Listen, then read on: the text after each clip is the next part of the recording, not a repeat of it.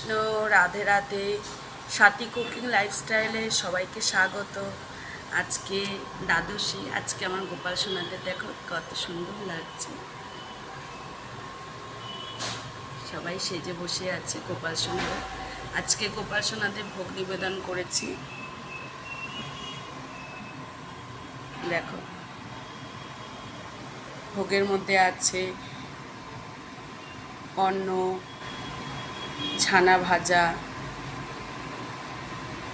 বা ছানার বড়া, আর পটল ভাজা, বেগুনি, এখানে আছে লাল শাক, এটা আছে ভেন্ডি, টমেটো দিয়ে চচ্চড়ি, ছানার ডালনা, এটা ফল মিষ্টি। এরপর জগন্নাথকে দর্শন করো। কেমন লাগছে সবাই বলবে, লাইক করবে, শেয়ার করবে, আর আমার পেজটাকে ফলো করে দিও।